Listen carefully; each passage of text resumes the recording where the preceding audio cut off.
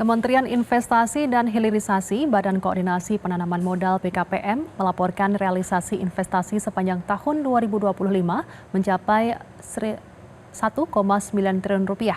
Realisasi tersebut setara 101,3% dari target 1,9 triliun rupiah dan tumbuh 12,7% secara tahunan.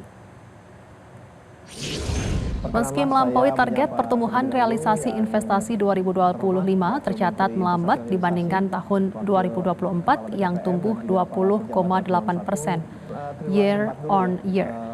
Menteri Investasi dan Hilirisasi Kepala BKPM Rosan Perkasa Roslani menyampaikan realisasi investasi sepanjang 2025 telah menyerap tenaga kerja sebanyak 2,71 juta orang atau meningkat 10,4%. Dari sisi komposisi, realisasi investasi 2025 didominasi penanaman modal dalam negeri atau PMDN sebesar 1 triliun rupiah lebih.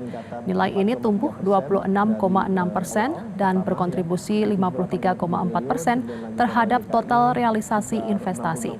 Sementara itu, realisasi penanaman modal asing atau PMA mencapai 900,9 triliun rupiah, meningkat tipis 0,1% year on year dengan porsi 46,6% dari total realisasi. Namun peningkatan ini terkoreksi jika dibandingkan dengan tahun 2024. Ini bisa kita Ya, sebetulnya kalau kita lihat bersama kan memang faktor geopolitik, geoekonomi, kemudian faktor economic tension yang masih ada itu juga tentunya mempengaruhi. Tetapi kalau kita lihat bahwa target yang masuk ini sebenarnya target-target yang masuk baik dari dalam maupun luar negeri masih align dengan rencana-rencana kita gitu ya.